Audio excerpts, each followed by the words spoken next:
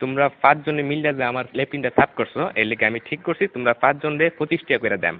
তোমরা 5 জন ভাগ করে নিবাগা 5 টাকা করে। এটা আমি অঙ্ক কইরা বাইর করছি, বুঝছো? আপনি কি আমরা ব্যাক কল পাইছুন?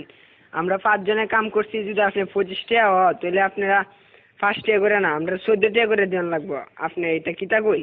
না না, ভুল কইতাছো তোমরা, বুঝছি তোমরা অঙ্ক কইরা বুঝাইতে হইব। আয়ো ব্ল্যাকবোর্ড তোমরা দেখাইতাছি। দেখো আমি কি লিখি,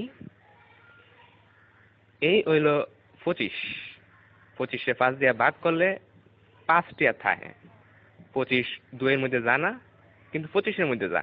25-এ 5 দিয়া ভাগ করলে থাকে 5। এসব উল্টা পাল্টা ওইসব আপনি কইতে দিচ্ছেন, আমারটা দেখেন আপনি।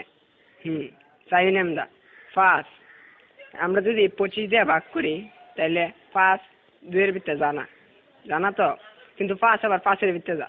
5 1 5 তাই 0 কাটতে লামাইলে মানে 2।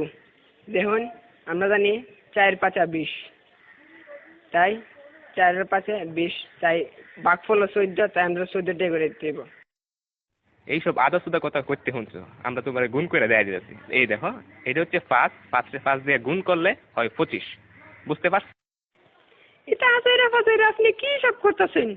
হ্যাঁ, আপনার হিসাব হয়েছে না, আমি আপনার আবার নতুন টিকা হিসাব করে দেখাইতেছি। এটা কেন 14 আর 5 গুণ করলেও 4 5 20, 5 1 5, মোট কত হইল?